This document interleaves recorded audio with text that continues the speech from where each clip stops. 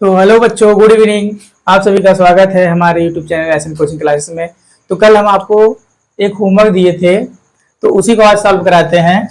एक धातु के गोले पर 2 × 10⁻⁹ कूलाम आवेश उपस्थित है।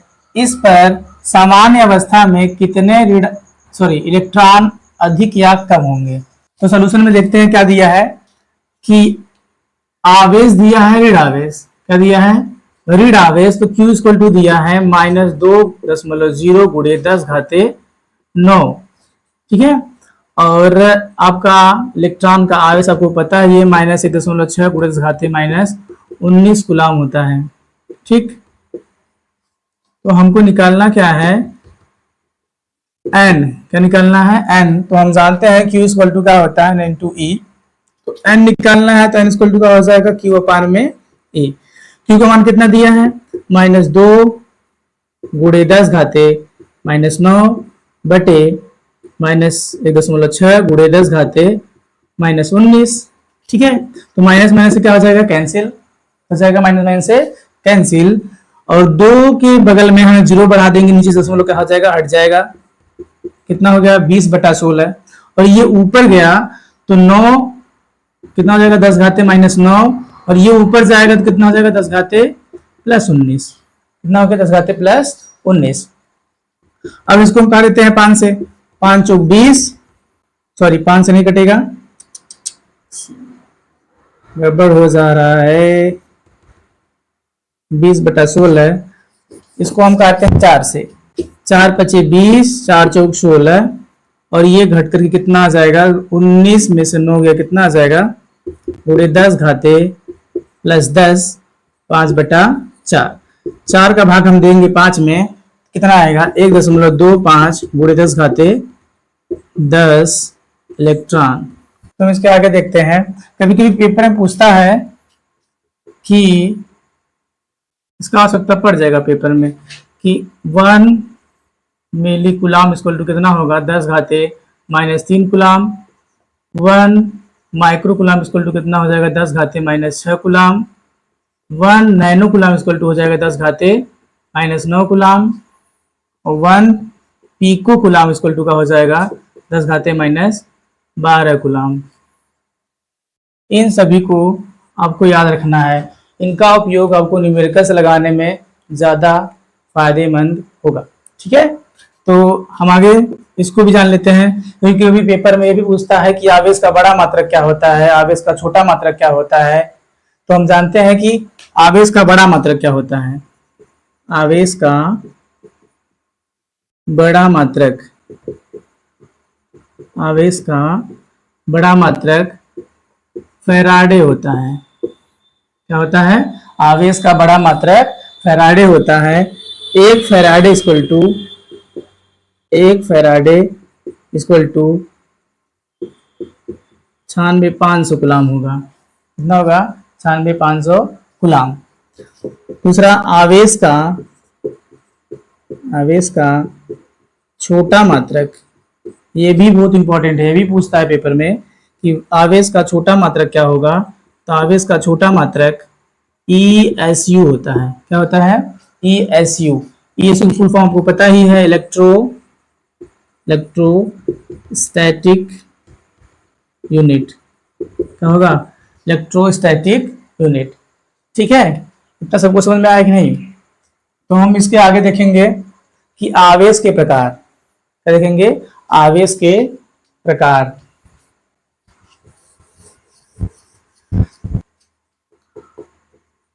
आवेश के प्रकार जानते रहिए। आवेश कितने प्रकार के होते हैं? आवेश 2 प्रकार के होंगे। आवेश कितने प्रकार के होंगे? आवेश 2 प्रकार के होंगे। एक धन आवेश, क्या होता है? धन आवेश। दूसरा ऋण आवेश।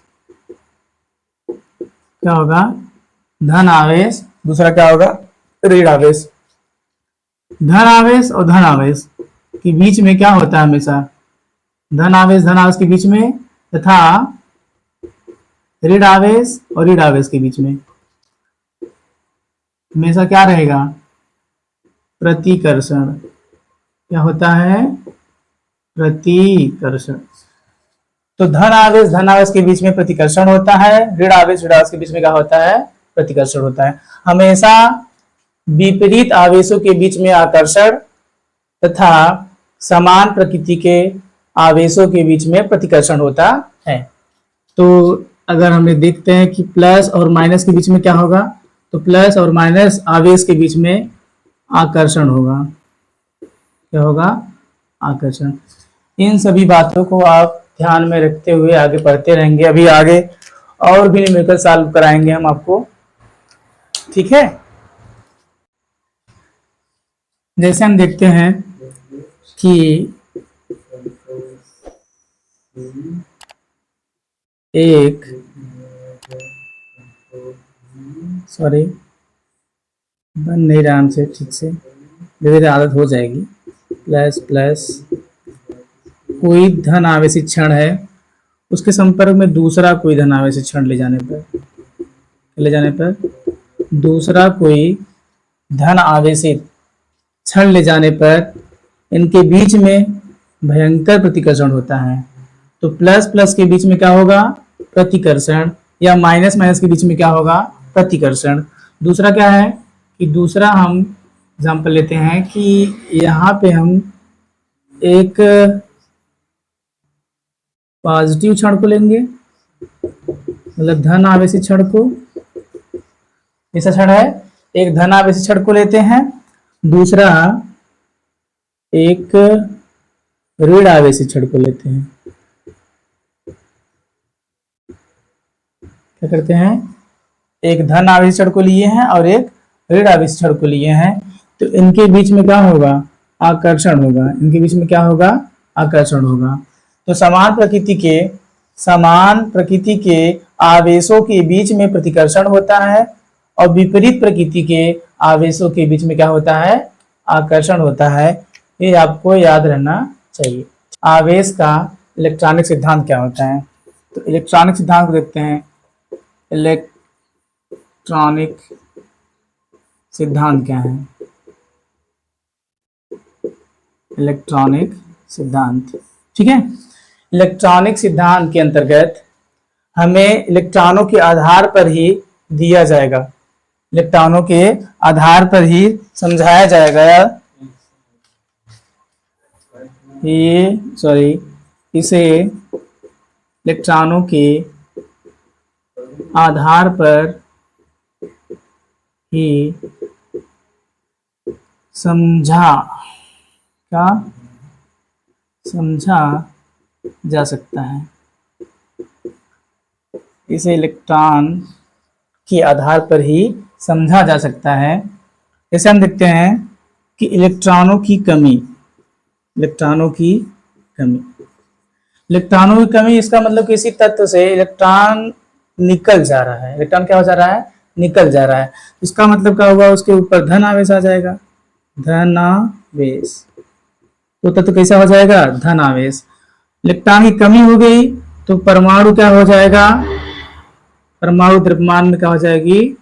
कमी, द्रव्यमान कम। परमाणु का द्रव्यमान या उस तत्व का द्रव्यमान क्या हो जाएगा? कम हो जाएगा। जैसे हम देखते हैं सोडियम के पास कितने इलेक्ट्रॉन होते हैं? 11। कितने होते हैं? 11। सोडियम के पास कितने इलेक्ट्रॉन? और किसी भी परमाणु में या किसी भी तत्व के पास जितने इलेक्ट्रॉन होते हैं उतने ही क्या होते हैं? प्रोटॉन भी होते हैं। क्या होते हैं? प्रोटॉन, ठीक है। तो इसके पास प्रोटॉन भी कितना हो गया? 11। अब बात करते हैं कि एक इलेक्ट्रॉन त्याग दिया है।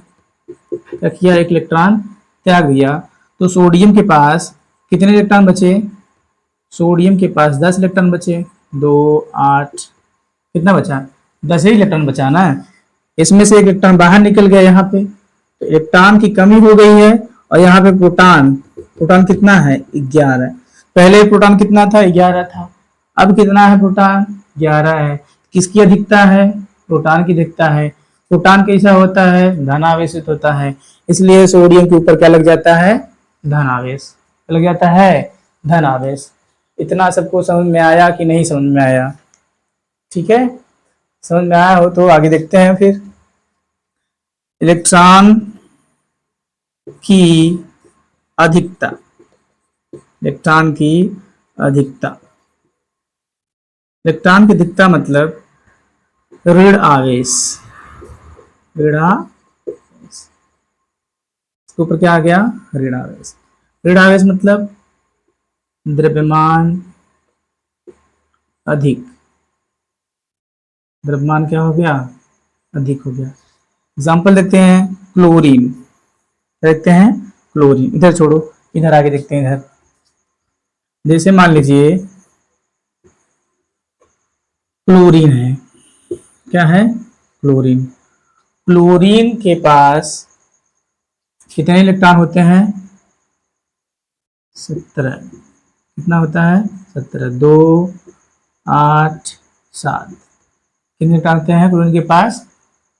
17 इलेक्ट्रॉन होते हैं। तो आपको पता होगा अष्टक नियम के अनुसार जिसके बाहतम कोष में 7 इलेक्ट्रॉन होता है वो अपना अष्टक पूरा करके 8 इलेक्ट्रॉन बनाना चाहता है। इसका मतलब क्या हुआ? इसके पास 1 इलेक्ट्रॉन कमी है, तो क्या कर देंगे? इसमें 1 इलेक्ट्रॉन जोड़ देंगे। क्या कर देंगे? इसको 1 इलेक्ट्रॉन दे देंगे, तो इसके ऊपर इलेक्ट्रॉन की क्या हो जाएगी? अधिकता हो जाएगी। इसके ऊपर क्या हो जाएगी? इलेक्ट्रॉन की अधिकता हो जाएगी। क्लोरीन के ऊपर क्या आ जाएगा? Minus charge. क्या आ जाएगा? Minus charge. क्यों आया? यहाँ पे देखिए इसके पास 17 इलेक्ट्रॉन है और प्रोटॉन कितना है? प्रोटॉन भी 17 ही है। प्रोटॉन भी कितना है? 17 है। अब देखते हैं यहाँ पे, अब इलेक्ट्रॉन संख्या कितनी हो गई? अब 18 हो गई, क्योंकि 1 इलेक्ट्रॉन इसके साथ क्या हो गया है? जुड़ गया है। तो अब 18 हो गया। 2 8 8, कितने इलेक्ट्रॉन हो गए? 8। और यहाँ पे प्रोटॉनों की संख्या कितनी है? प्रोटॉनों की संख्या 17 ही है। तो प्रोटॉनों की संख्या बराबर है, परंतु इलेक्ट्रॉन संख्या 17 है। यहाँ पे कितना हो गया? 18। तो किसकी अधिकता हुई? इलेक्ट्रॉन की। किसकी अधिकता हुई? इलेक्ट्रॉन की। इलेक्ट्रॉन का चार्ज कैसा होता है? ऋण आवेश। कैसा होता है? ऋण आवेश। इसलिए क्लोरीन के ऊपर क्या लग जाएगा? निगेटिव। क्या लग जाएगा? निगेटिव। तो इस प्रकार से कोई भी परमाणु धन आवेशित या ऋण आवेशित होता है। ठीक है, आगे देखते हैं हम। परमाणु उदासीन होता है, विद्युत का उदासीन होता है। ये तो आप सब भी लोग जानते हैं कि परमाणु विद्युत का उदासीन होता है। तो मान लीजिए एक सोडियम का परमाणु है। सोडियम क्या है? परमाणु, ये नाभिक है, इसके चारों ओर कक्षाएं बना देते हैं हम। तो सोडियम के पास कितने इलेक्ट्रॉन होते हैं? 11। कितने इलेक्ट्रॉन होते हैं? 11। तो 11 इलेक्ट्रॉन को हम दिखा देते हैं इधर। पहले कोष में 2, दूसरे में 8, ऐसे डायरेक्ट भर देते हैं। दूसरे में कितना होता है? 8, तीसरे में 1 इलेक्ट्रॉन। तो कहने का मतलब क्या है कि सीधा सीधा कि परमाणु के अंदर इलेक्ट्रॉनों की संख्या कितना हो गया? 11। कितना है? 11। उसी प्रकार प्रोटॉनों की संख्या भी कितनी होगी? 11। तो हम कह सकते हैं परमाणु के अंदर आवेश होता है, परमाणु के अंदर आवेश होता है, परंतु नेट आवेश, क्या कहेंगे? परंतु नेट आवेश शून्य होता है। क्या होता है? शून्य होता है। क्योंकि अगर हम आवेशों को जोड़ेंगे तो +11, सॉरी, इलेक्ट्रॉन को नेगेटिव जोड़ेंगे +11, फिर +11 -11 +11, कितना हो गया? कैंसिल। तो नेट आवेश कितना हो गया? 0। तो हम कह सकते हैं कि परमाणु विद्युत का उदासीन होता है, परंतु उसका नेट आवेश 0 होता है। क्या होता है? उसका नेट आवेश क्या होता है? 0 होता है। कहने का मतलब कितना कि इतना प्लस आवेश, इतना क्या होगा? प्लस आवेश, उतना ही ऋण आवेश उपस्थित होता है परमाणु के अंदर। बात कुछ समझ में आई कि नहीं आई? बात समझ पाए? ठीक है, तो ये भी बात याद रखिएगा कि आवेशों को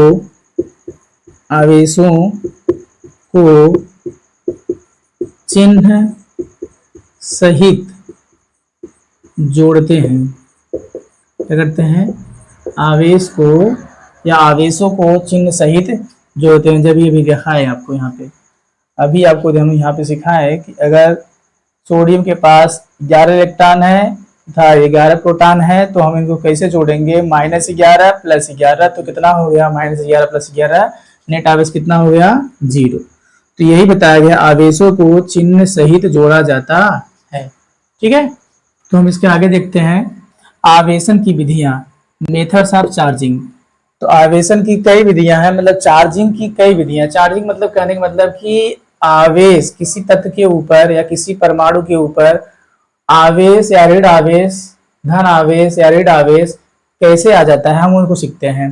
तो आवेशन की या चार्जिंग की 3 विधियां हैं, चालन द्वारा, घर्षण द्वारा, प्रेरण द्वारा। चालन का क्या बोलते हैं, कंडक्टिंग द्वारा, घर्षण फ्रिक्शन द्वारा, प्रेरण इंडक्शन द्वारा।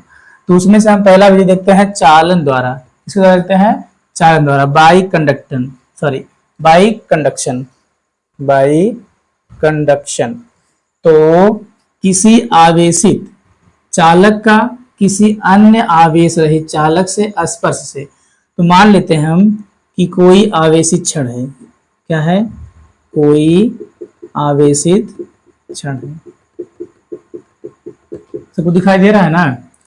तो कोई आवेशित क्या है, क्षण है, उसके पास एक उदासीन परमाणु है, इसमें plus minus plus minus plus. उदासीन परमाणु की खासियत क्या होता है कि किसी उदासीन परमाणु में इतने प्लस होते हैं उतने ही क्या होते हैं, माइनस, इतने प्लस होंगे उतने क्या होंगे, माइनस। तो किसी आवेशित क्षण के पास, किसी आवेशित क्षण के पास उदासीन, कैसा है, उदासीन परमाणु या उदासीन तत्व भी कह सकते हो, क्या ला सकते हैं, हम तत्व ला सकते हैं। किसी आवेशित क्षण को इस उदासीन परमाणु से जब हम संपर्क कराते हैं, तो संपर्क कैसे कराएंगे, ध्यान से देखिए, प्लस, सभी क्या है, प्लस, आवेश दिखा दिए। इसको संपर्क कराना है तो उसको हम मिटा देते हैं और यहाँ पे इस प्रकार से स्पर्श करा देते हैं। तो स्पर्श कराने पर क्या होगा, आपको पता है कि प्लस प्लस हमेशा क्या करता है, प्रतिकर्षण, क्या करता है, प्रतिकर्षण, और प्लस माइनस क्या करता है, आकर्षण, क्या करेगा, आकर्षण। तो यहाँ पे आवेशित क्षण है, इसके ऊपर क्या है, धन आवेश, और उदासीन परमाणु के अंदर जितने धन आवेश है उतने ही क्या है, ऋण आवेश है।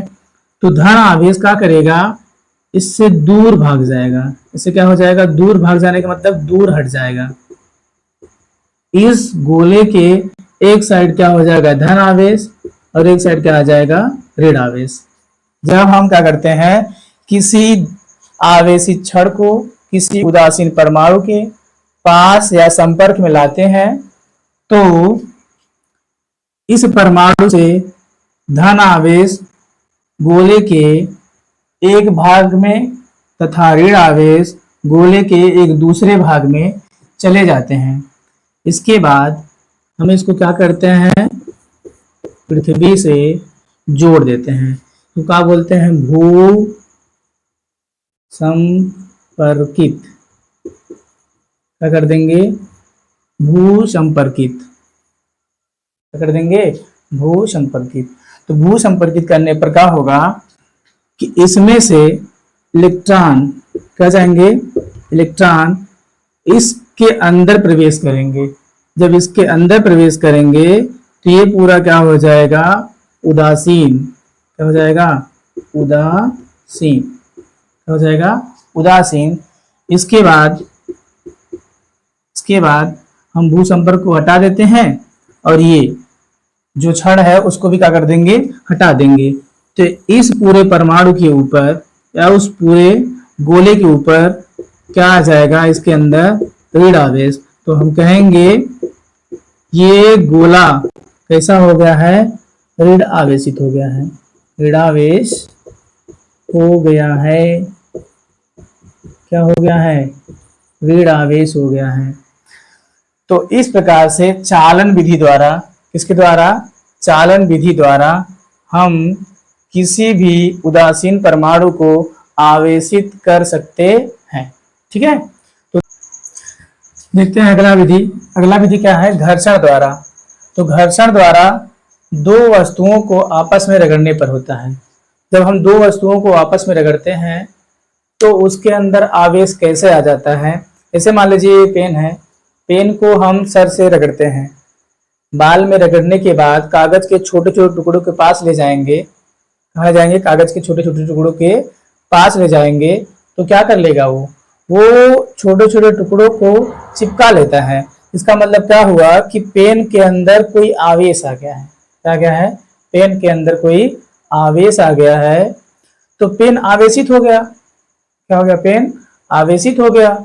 तो ये आवेशन हुआ कैसे, हम इसको देखते हैं। ठीक है, तो हम जानते हैं, केमिस्ट्री में पढ़े होंगे कि कोई भी परमाणु है तो परमाणु में एक नाभि होता है। नाभि परमाणु का सबसे भारी कण होता है, सबसे भारी भाग होता है। इसके चारों ओर कक्षाएं बने होते हैं, उसको ऊर्जा स्तर भी कहा जाता है। मान लेते हैं इसे, तो ये क्या है, परमाणु है। परमाणु का उदासीन कण, सॉरी, परमाणु के नाभिक में न्यूट्रॉन और प्रोटॉन कहाँ होते हैं, परमाणु के नाभिक में। तो मान लेते हैं ये सिलिकॉन है, सिलिकॉन में कितने इलेक्ट्रॉन होते हैं, 14। कितने इलेक्ट्रॉन होते हैं, 14। तो इसके पहले कोष में 2 इलेक्ट्रॉन, दूसरे में 8, 1 2 3 4 5 6 7 8। फिर अगले में कितना बचा है, 10 हो गए पहले ही, 2 और 10, लास्ट में कितने हो गए, 4 इलेक्ट्रॉन हो गए। 1 2 3 4 5 हो गया। ओहो, बार बार मिस्टेक हो जा रही है। दूसरा परमाणु लेते हैं कि सोडियम का या मैग्नीशियम का लेते हैं। ये नाभिक है, नाभिक के बाद पहला कोष, दूसरा कोष, तीसरा कोष, चौथा कोष। ये चौथा कोष की आवश्यकता नहीं, चौथे कोष की आवश्यकता हमको नहीं है। तो हम क्या करते हैं कि इसमें मैग्नीशियम ले लेते हैं। मैग्नीशियम में कितने तत्व, कितने इलेक्ट्रॉन होते हैं, 12। तो प्रोटॉन इसमें 12 अंदर रहेंगे नाभिक में, और न्यूट्रॉन कितने रहेंगे, उसको हम निकाल सकते हैं। न्यूट्रॉन कैसे पता कर सकते हैं इसे, तो इसमें 2 इलेक्ट्रॉन, इसमें 8, 1 2 3 4 5 6 7 8। ठीक है, कितना है बाहर, 10 हो गया, 10 2 12। तो हम मान लेते हैं 2 वस्तुएं हैं या 2 परमाणु हैं। क्या है, 2 परमाणु। जब इन 2 परमाणुओं को हम आपस में क्या करेंगे, घर्षण कराएंगे। क्या कराएंगे, रगड़ेंगे। क्या करेंगे, रगड़ेंगे। तो अभी इसमें इलेक्ट्रॉन कितना है, अभी 14 इलेक्ट्रॉन है। कितने प्रोटॉन है, 14 प्रोटॉन है। इलेक्ट्रॉनों की संख्या भी 14 और प्रोटॉनों की संख्या भी कितनी है, 14। इसमें भी इलेक्ट्रॉनों की संख्या कितनी है, 12। प्रोटॉनों की संख्या कितनी है, 12। ठीक है, अब देखते हैं कि जब इनको हम आपस में रगड़ते हैं तो रगड़ने में जो ऊर्जा खर्च होगी, हमारी कुछ ऊर्जा खर्च होगी ना। किसी वस्तु को आपस में रगड़ेंगे तो हमारी कुछ ऊर्जा कार्य के रूप में संचित होगी।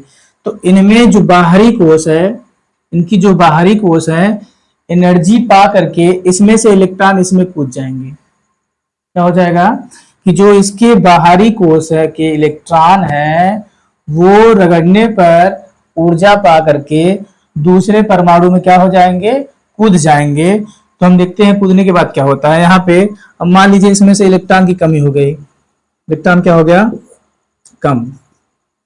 इलेक्ट्रॉन इसमें से एक ठो निकल गया, इसमें से कूद के चला गया। तो यहाँ पे कितना इलेक्ट्रॉन बचा, 13। प्रोटॉन कितना बचा, 14। प्रोटॉन तो उतना ही रहेगा। इसमें कितना बचा, इलेक्ट्रॉन एक अधिक हो गया, इसके पास कितना हो गया, 13। प्रोटॉन संख्या कितनी है, प्रोटॉन संख्या 12। कितनी है, 12।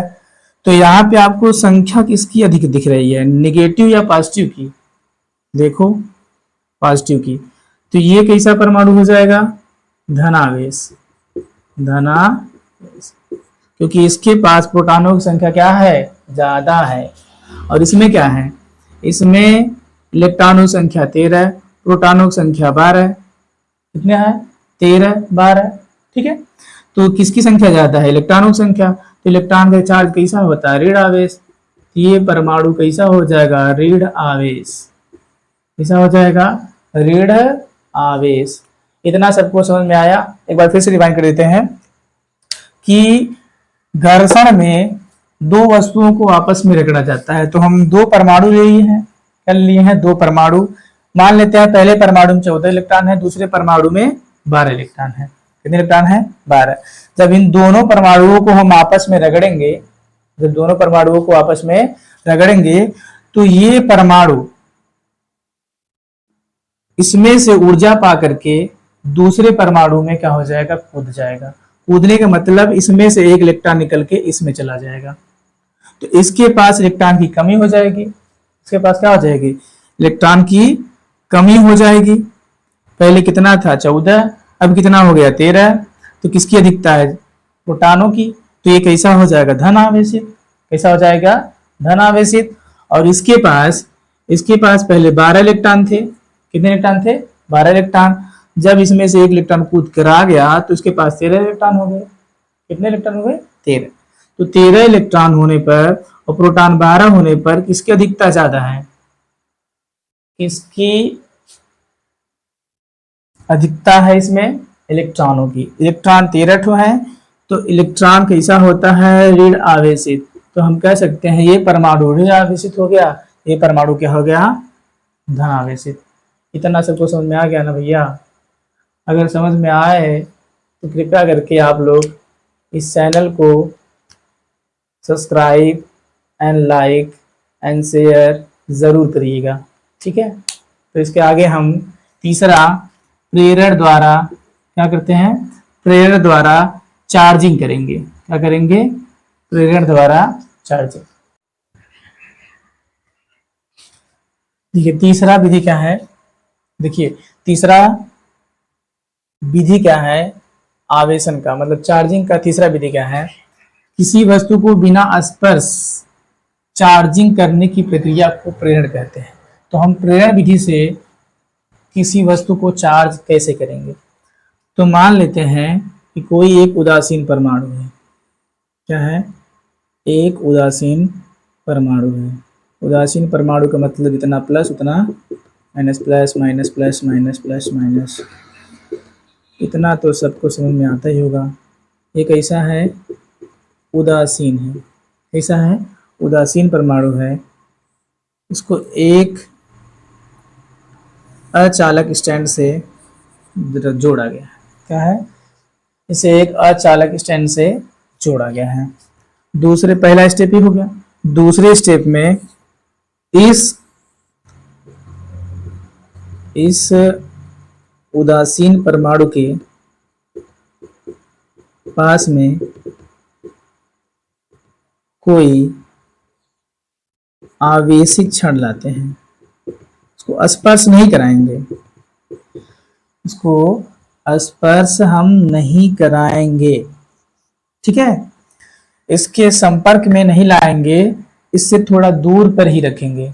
क्या रखेंगे, थोड़ा दूर पर ही रखेंगे। पहला क्या है, उदासीन परमाणु स्टैंड के साथ लिए, ये स्टैंड कैसा है, कुचालक है, मतलब इसमें इलेक्ट्रॉन नहीं रहेंगे। दूसरा क्या है कि ये उदासीन परमाणु के बगल में एक आवेशित क्षण को लाए, क्या किए, एक आवेशित क्षण को लाए। तो क्या होगा, इसमें आवेशित क्षण को जब लाएंगे तो इसमें से जो इलेक्ट्रॉन है, सॉरी जो आवेश हैं, इसके जो आवेश हैं वे एक और धन आवेश हो जाएगा, एक और क्या हो जाएगा, धन आवेश हो जाएगा, और एक और क्या हो जाएगा, ऋण आवेश। क्योंकि पता है आपको धन आवेश रिपल्सन करता है और धन आवेश ऋण आवेश अट्रैक्शन करता है, इसलिए धन आवेश को दूर की ओर भगा के रखता है, ठीक है। तो तीसरे वाले कंडीशन में देखते हैं आराम से। तीसरे वाले में सेम कंडीशन, सेम चित्र, थोड़ा सा चेंजिंग रहेगा। क्या रहेगा उसको देखते हैं कि इधर क्या है, ऋण आवेश है, इधर क्या है, ऋण आवेश, इधर क्या है, धन आवेश।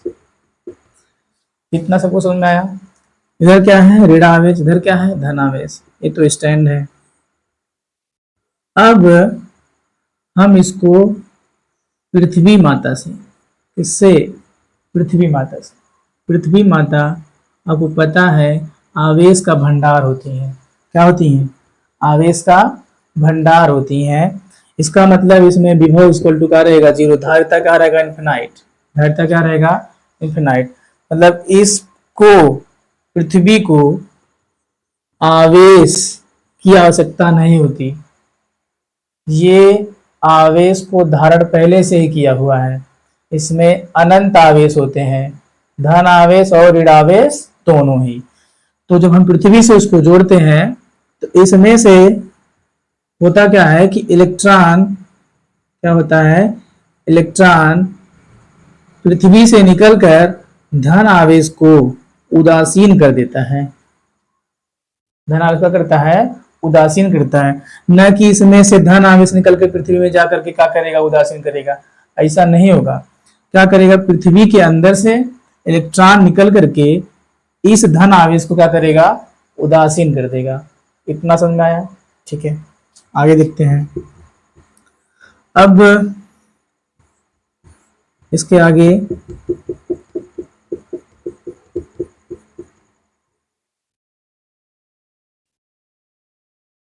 Minus minus अचालक stand. जब ये इसको, किसको, धन आवेश को, जब धन आवेश को ये उदासीन कर दिया, इलेक्ट्रॉन और प्रोटॉन आपस में मिलकर क्या हो गए, उदासीन हो गए, तो इसके अंदर क्या हो गया, सभी ऋण आवेश बचा है। अब ऋण आवेश कब बचेगा, जब हम इसको भू संपर्कित से हटा देंगे। क्या कर देंगे, अर्थिंग से हटा देंगे। अर्थिंग से हटा देंगे, इसका मतलब इसको हम हटा देते हैं। इसको हटाने के बाद हम इस आवेशित छड़ को भी हटा देंगे।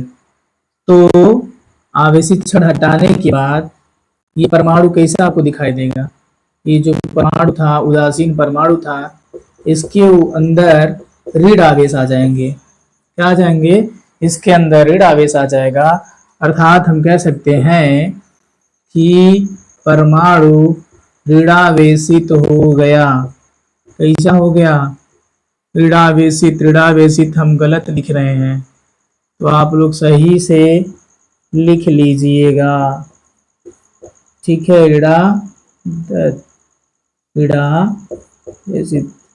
क्या सर जी आप कितना गलत लिखते हैं, होता है, सबसे होता है, पहली बार है। ठीक है, तो इतना आपको समझ में आया कि नहीं?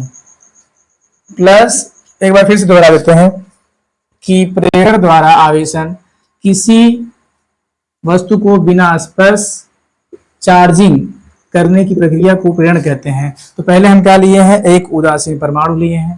क्या लिए हैं, एक उदासीन परमाणु लिए हैं। ये कुचालक स्टैंड है। क्या है, कुचालक स्टैंड। क्या है, कुचालक स्टैंड। कुचालक स्टैंड दूसरे कंडीशन में क्या है कि ये आवेशित क्षण है। कैसा है, आवेशित क्षण को जब उदासीन परमाणु के पास हम इसको बिना स्पर्श कराए इसके पास लाते हैं, तो धन आवेश के रिपल्सन के कारण इसको दूर भगा देता है, और धन आवेश और ऋण आवेश के अट्रैक्शन का इसको इसी ओर रखे रहता है। दोनों एक दूसरे से क्या हो जाएंगे, थोड़ा दूर दूर हो जाएंगे। तीसरे में क्या हुआ कि इसको हम पृथ्वी से भू संपर्कित कर दिए। भू